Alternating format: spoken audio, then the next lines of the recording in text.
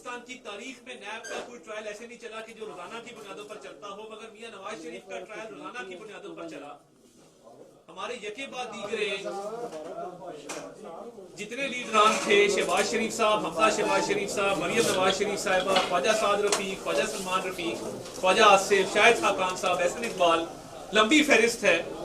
कोई जज, वो सुप्रीम कोर्ट का हो, वो हाई कोर्ट का हो, कोई बेल लेने को तैयार नहीं होता था और पूरी जमात को दीवार के साथ लगाया गया।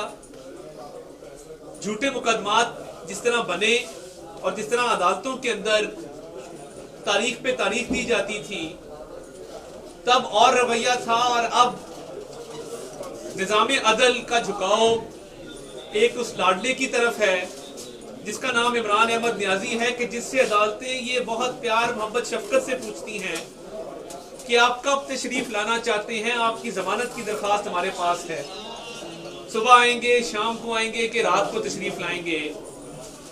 और ये सितम ज़रीफी है कि क्योंकि उस शख्स ने माजी में बड़े बड़े जुर्म किए हैं और वो निजाम अदल की गिरफ्त से बाहर है, और उसकी वजह यह है कि उसके सहूलतकार अदलिया के अंदर मौजूद हैं, उसको फैसिलिटेट करने वाले, उसकी सपोर्ट करने वाले लोग अदलिया में अहम पोजीशनों पर बैठे हैं। जब पीडीएम की जमातें ये कहती हैं कि 2 जज साहिबान अपना जहन बता चुके गुलाम महमूद डोगर के ट्रांसफर के केस में, वो इस बात का इजहार कर चुके कि इलेक्शन से और इलेक्शन की तारीख से मुतल्लिक वो केस सुनना चाहते हैं, और उस बुनियाद पे सुओ मोटो लिया गया। तो उन 2 जज साहिबान का इस बेंच में शामिल होने की क्या मंतक है? क्या ये अदल के उसूलों के खिलाफ नहीं है? क्या ये फेयर प्ले के उसूलों के खिलाफ नहीं है कि 2 जज साहिबान जो एक जहन रखते हैं वो भी इस बेंच में शामिल हो? हमने ये तहरीरी एतराज जमा कराया है कि इन 2 जज साहिबान को उस बेंच में शामिल नहीं होना चाहिए। उनमें से एक जज साहब ऑलरेडी मंदो खेल साहब इस पे बात कर चुके, इजाजुल एहसन साहब पनामा की बेंच में भी मौजूद थे, पनामा के सुपरवाइजरी जज भी थे, मियां नवाज शरीफ को जो पार्टी की सदारत से हटाया गया उस बेंच में भी शामिल थे।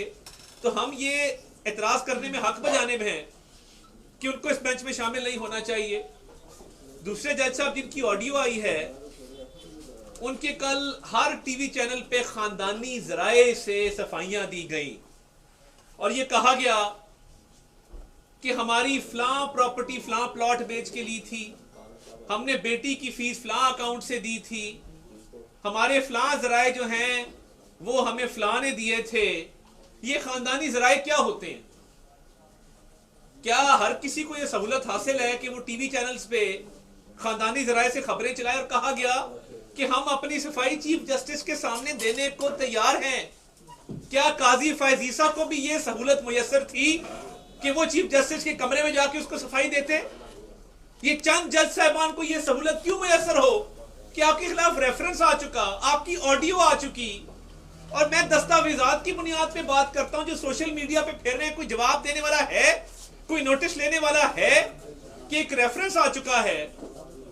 इधर गुजरांवाला में आपकी प्रॉपर्टीज हैं, एलाइड प्लाजा के हवाले से बात की जाती है, तहकीकात तो होनी चाहिए। और इसके अलावा जो लाहौर में 4 कनाल का प्लॉट लिया है, हम ये पूछने में हक बजाने में कि कौन सा 4 कनाल का प्लॉट 10 करोड़ का लाहौर कैंट में आता है?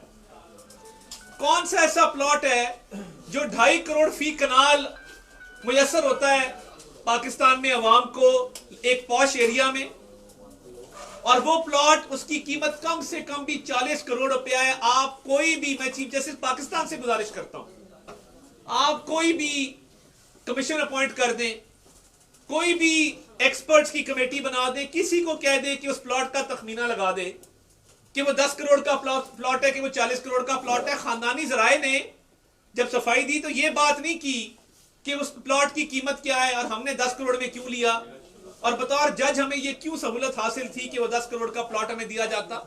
दूसरी बात, जो दस्तावेजी सबूत हमने देखे हैं और वो सोशल मीडिया पर हैं, ये प्लॉट आपने जिनसे लिया है उन्होंने एक दिन पहले खरीदा है, यानी लेयरिंग की गई है। असल मालिक को ज्यादा पैसे अदा किए गए होंगे, इस बात का खदशा है। ये कभी होता है कि आप प्रॉपर्टी एक दिन खरीदें, अगले दिन किसी और को बेच दें, इसकी क्या मंतक है, उसका क्या जवाब है? काजी फायजीसा की अहलिया कटहरे में खड़ी हो, आंखों में आंसू हो, और वो अपने खावंद के कॉलीग्स के सामने अपनी एफबीआर की रिटर्न्स लेके खड़ी हो, उनके लिए और निजाम अदल है, उनके लिए और निजाम इंसाफ है, और आप कहते हैं मैं चीफ जस्टिस को सफाई दूंगा। ये खानदानी जराये से टिकर चलाए जाते हैं, प्रेस कॉन्फ्रेंस क्यों नहीं की? ये दोहरा निजाम अदल जिसमें एक लाडले को सहूलियात मुयस्सर हैं, और जहां पे ऑडियोज आ रही हैं, जहां पे ये माली मामलात हैं, जहां पे प्लॉटों के मामलात हैं, तो क्या उस बेंच से अलहदा नहीं हो जाना चाहिए दो जज साहिबान को? और क्या ये हमारा हक नहीं है कि आईनी तशरीह का मामला है, उस पर फुल कोर्ट तश्कील दिया जाए, सुप्रीम कोर्ट के तमाम जजेस बैठ के इसका फैसला करें? क्या इसी तरह हमारी तकदीर के फैसले होंगे? जब हमारी सूबाई हुकूमत खत्म करनी थी, कॉन्स्टिट्यूशन को रीराइट किया गया, कहा गया कि ये पार्टी का जो चेयरमैन है, इसको ये हक हासिल नहीं है कि वो बताए कि आपने किस वजीर आला को वोट करना है, किसको नहीं करना, ये पार्लिमानी पार्टी का हक है।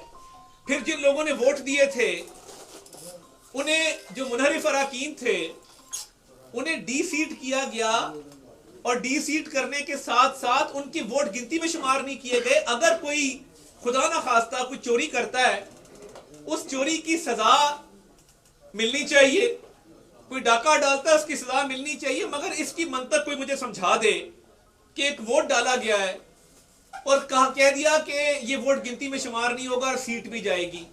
अगर आइन इसी तरह बार बार लिखा जाएगा तो सेपरेशन ऑफ पावर्स की क्या मंतक है? एग्जीक्यूटिव, लेजिस्लेचर और जुडिशरी। आप लेजिस्लेचर का भी रोल अज्यूम करते हैं, आप एग्जीक्यूटिव का भी रोल अज्यूम करते हैं, और आज खुद नोटिस तब तो नहीं लिया जाता जब इस मुल्क में बड़ी बड़ी ज्यादतियां होती हैं, बड़े बड़े जुल्म होते हैं। किसी ने तोशा खाना पे आज खुद नोटिस लिया, किसी ने टिरियन जेड वाइट पे मैं बात करना चाहता हूं। एक वजीर आजम बेटे से तनख्वाह ना लेने पे घर जाए, और दूसरे की बेटी हो, वो बेटी को छुपाए और उसको घर ना भेजा जाए। लेना आज खुद नोटिस, बुलाएं और कहें कि बताएं, जवाब दें कि लॉस एंजलिस सुपीरियर कोर्ट के डॉक्यूमेंट्स क्या कहते हैं। जवाब दें कि जो 2004 में कहा गया, इमरान खान साहब का एफिडेविट है कि इस लड़की की मां फौत हो गई है, मैं इसकी खाला को इसका निगरान और इसका गार्डियन मुकर्रर करता हूं। तब तो कोई अज़ खुद नोटिस नहीं लिया था। अब जो अज़ खुद नोटिस लिया जा रहा है, और उसमें वो जज साहबान शामिल हैं जो मुतनाज़ा हो चुके, तो फिर ये तासुर वकला में है, सिविल सोसाइटी में है, जर्नलिस्ट में है, अवाम में है कि एक जानिबदार जहन से इस मामले को देखा जा रहा है। इतनी जिद कि दो जज साहबान इस बेंच से अलहदा होने को तैयार नहीं है। हमने जबानी एतराज उठाया, हमने तहरीरी एतराज उठाया, एक रेफरेंस आ चुका है। प्रॉपर्टीज की तफसीलात आप नहीं जस्टिफाई कर सकते, आप जो मर्जी कर लें। ये 4 कनाल का प्लॉट 10 करोड़ में नहीं खरीदा जा सकता, इसकी कोई ना कोई पेमेंट हुई है, कहीं ना कहीं से इसका पैसा आया है, और खानदानी जराये से दिफा किया जा रहा है। क्या काजी फायजीसा को यह सहूलत आप देने को तैयार थे?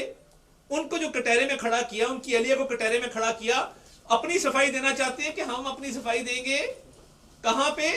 चीफ जस्टिस साहब के सामने। एक तो जो रेफरेंस आए हैं, और Pakistan bar council reference file कर रही है, तमाम सूबाई बार काउंसिल रेफरेंस फाइल कर रही हैं, Islamabad bar council reference file कर रही है। ये वकला की बहुत आला तरीन काउंसिल्स हैं। क्या इन रेफरेंसेस को सुप्रीम जुडिशल काउंसिल में समाअत के लिए मुकर्रर नहीं किया जाएगा? क्या वही होगा जो लाडले खान के साथ हो रहा है? जब मरियम नवाज शरीफ साहिबा कहती हैं कि हमें ईमानदार जज चाहिए, ईमानदार जजेस नहीं चाहिए, तो ये ईमानदारी का ही सबूत है, ये ईमानदारी का सबूत तो नहीं है कि उसको हर सहूलत मैसर हो। लाहौर हाई कोर्ट में फॉरेन फंडिंग में वो स्टे ले ले, साइफर केस में वो स्टे ले ले। वो एक गुराल साहब हैं, बड़े बासत एहतराम, वो गुजरात से उनका ताल्लुक है, हर केस में स्टे दे देते हैं। मुस्लिम लीग नून को तो स्टे नहीं मिलते थे। बख्तरबंद गाड़ियों में शहबाज शरीफ साहब को लाया जाता था बंद करके, वो उसकी गाड़ी हाई कोर्ट के हाथे में वो उतरा है, जज साहब के कमरे के बाहर उतरा है अपनी गाड़ी से, हमें बख्तरबंद गाड़ी में बंद कर